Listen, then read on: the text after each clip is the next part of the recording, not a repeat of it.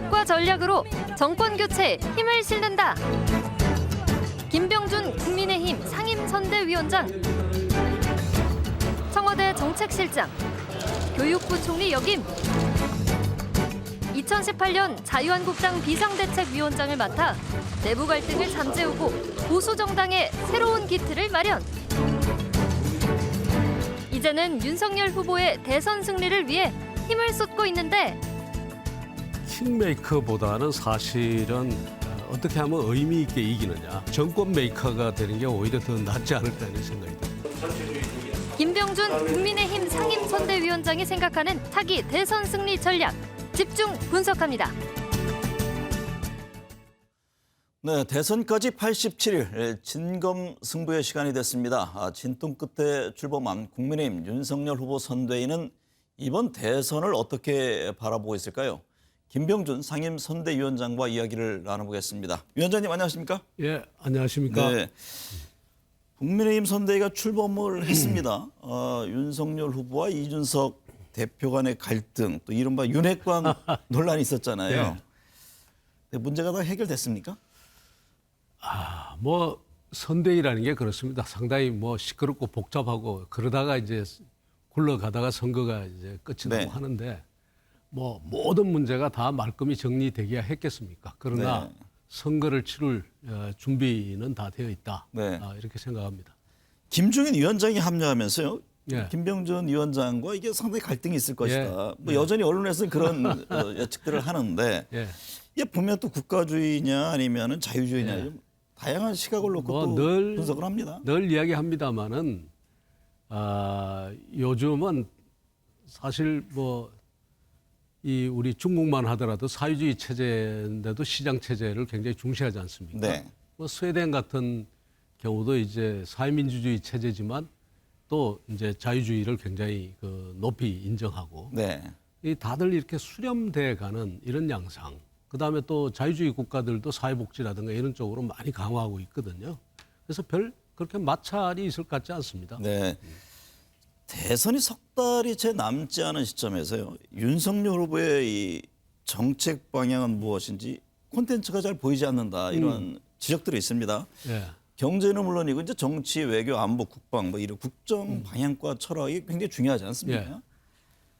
토론이 됐든 연설이 됐든 좀 윤 후보가 좀 더 적극적으로 국민들과 소통에 나서야 한다 이런 지적에 대해서는 어떻게 받아들이세요? 네, 아마 이제 뭐 지금까지도 안 한 건 아니지만 앞으로 더 적극적으로 나설 겁니다. 네. 다만 이제 토론 문제는 저도 사실 좀 조심스럽게 이야기를 해야 되는 게 아직 그 선대위 안에서 이런 부분이 다 토론이 돼가지고 정확하게 정해지지 않았기 때문에 네. 후보도 이 말하기가 부담스러운 부분들이 있거든요. 그래서 지금 조금 그 시간이 걸리는 것이지 뭐 토론을 회피한다든가 이런 건 전혀 아니다. 네.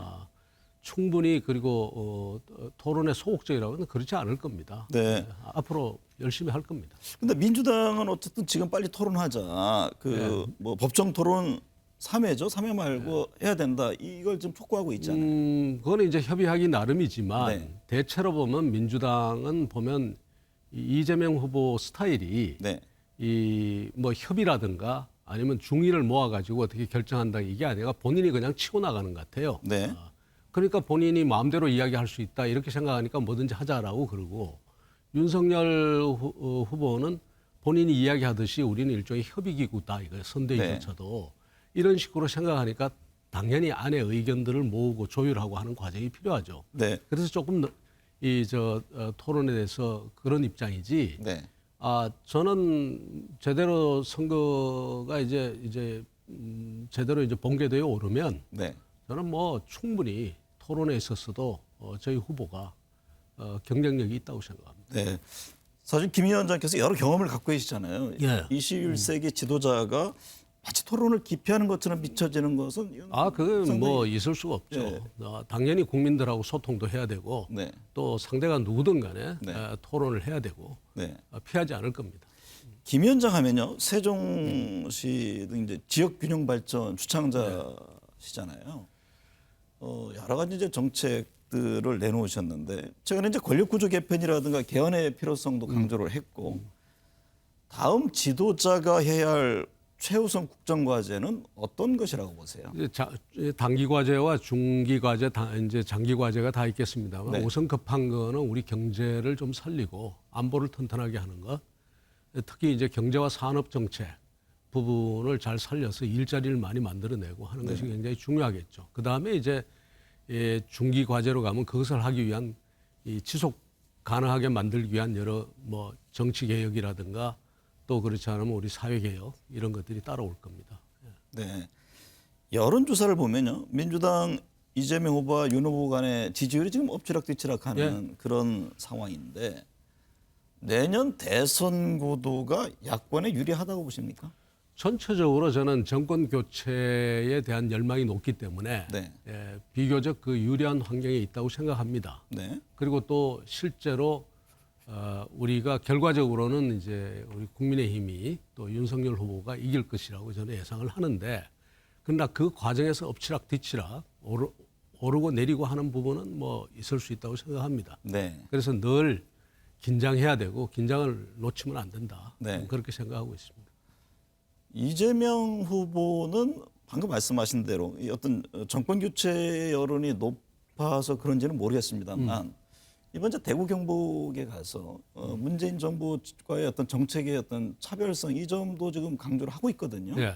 그렇게 될수록 경우에 국민의힘에서는 과연 어떻게 되는 것이냐 이런 전략적인 고민이 있을 것 같아요. 예, 있습니다. 있고 이제 앞으로 차차 나올 겁니다. 네. 아마 이제 지금이야말로 조금 지나면 이제 주요한 정책들이 이제 쏟아져 나오기 시작할 겁니다. 네. 이제 언제 내놓느냐 하는 그 시점에 문제가 또 있기 때문에 좀 그런데 나올 거고요. 그리고 이재명 후보 상대방을 비방할 생각은 없습니다만 여러 가지 뭐 좋은 이야기를 많이 합니다. 자유와 창의 해가지고 소위 말하는 성장 담론도 내놓을 것처럼 이렇게 이야기를 네. 하는데 저는 그것이 진실이 아니라고 믿고 있습니다. 그 점은 이제 우리 김 위원장이 늘 강조했던 대목이기도 하잖아요. 예, 그러니까 왜냐하면은 굉장히 그 뭐 표를 위해서 자유, 창의, 그 다음에 시장 경제 이런 것을 이야기를 하지만 본질적으로 그 이 후보는 또 그 민주당은 그러지 못하게 하는 그 세력군들이 네. 다 둘러싸고 있습니다. 네. 이기기 위해서 무슨 말을 못하겠습니까마는 본질적으로는 그런 세력이 아니다.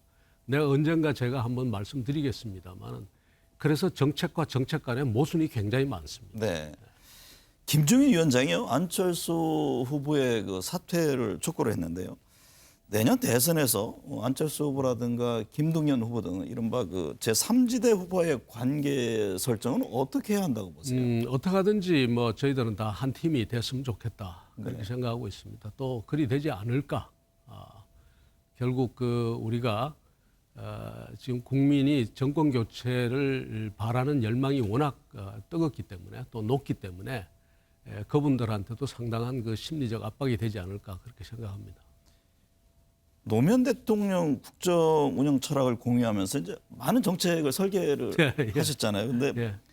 일각에서는 김 위원장을 두고 이 노 전 대통령을 등진 배신자 예. 이런 표현을 하잖아요. 그 점은 어떻게 그래서 제가 아주 굉장히 뭐라 그럴까요? 도전적인 이야기를 좀 했습니다. 네. 배신자가 김병준, 문재인을 놓고 보면 문재인이 오히려 더 배신자 아니냐. 네. 그 왜 그러냐?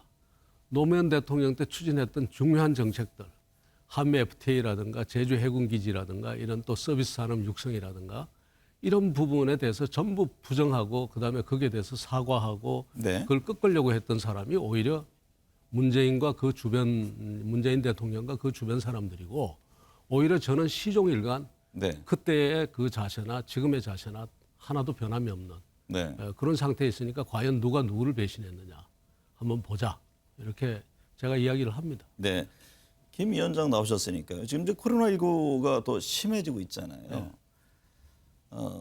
재난지원금이 됐든 아니면 코로나19 대응 어떤 정책 자금이 됐든 네. 지금 뭐 50조, 100조 예. 여러 얘기들이 나오고 예. 있습니다. 그런데 최근에 김종인 위원장은 추경 문제를 왜 후보들이 거론하느냐. 윤석열 후보와는 좀 다른 입장의 얘기를 했단 네. 말이죠. 그 점은 어떻게 봐야 근데 돼요? 이제 뭐 아주 간단하게 이야기 드리면 결국은 이제 후보가 말씀하시는 게 중요한 거고요. 네.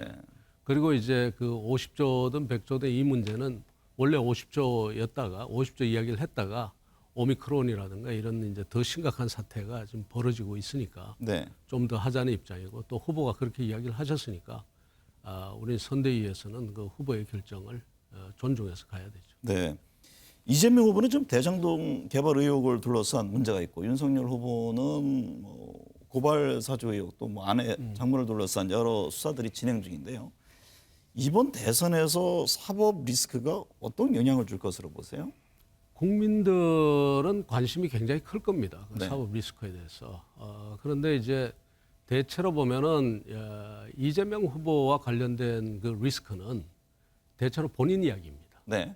그리고 그 윤 후보와 관련돼서 지금 뭐 진실이 뭐든 이렇게 나오는 이야기들은 네. 대체로 본인의 이야기보다는 오히려 이 가족의 이야기가 많죠. 그렇기 때문에 저는 그 이재명 후보의 리스크가 훨씬 더 크다고 생각합니다. 윤석열 후보 그 아내 등장을 둘러싸고 캠프 안에서도 좀 이견이 있어 보이는데요. 지금 일각에서 제기되고 있는 이런저런 논란에 대해서 직접 나서서 해명을 해야 한다고 보시나요?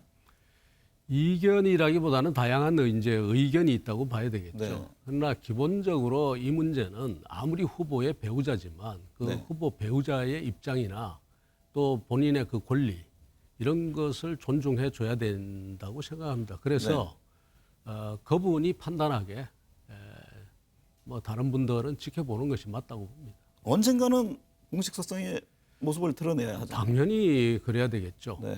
그러나 그 시기나 또 그런 것은 다 결국은 아무리 그 후보의 배우자지만 그 배우자로서의 입장과 권리를 우리가 존중해 줘야 된다 생각합니다.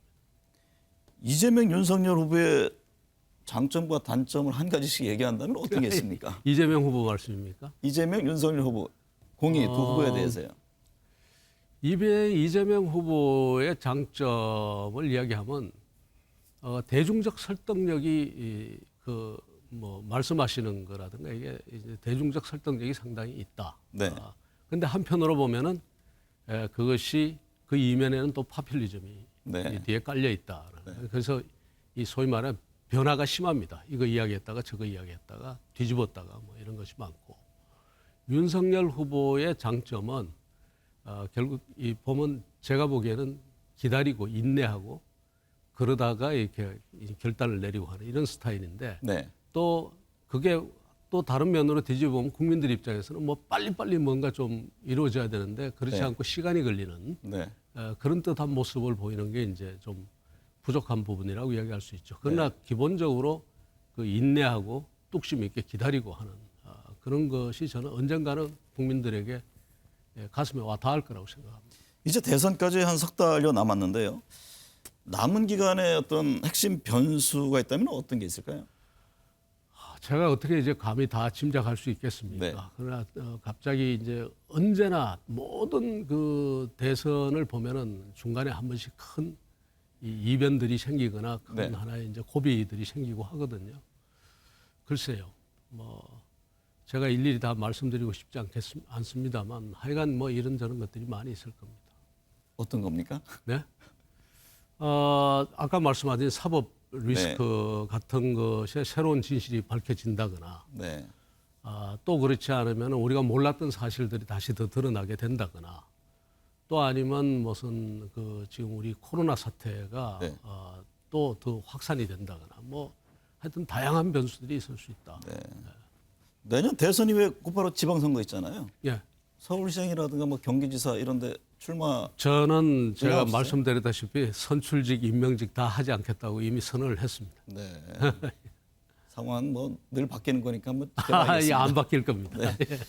선거 상황은 하루하루 변하지만 결국 승부수는 국가 미래와 관련된 중요한 정책들일 겁니다. 시대의 변화에 제대로 대응할 만한 후보가 누구인지 대선 후보를 함께하는 참모들의 활약도 관심 있게 지켜봐야 합니다. 오늘 함께해 주셔서 감사합니다. 네, 감사합니다.